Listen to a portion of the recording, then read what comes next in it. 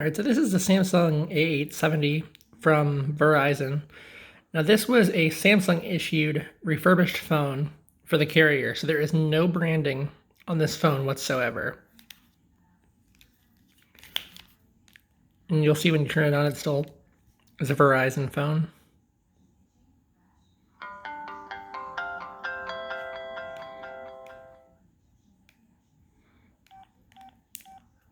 There's no carrier.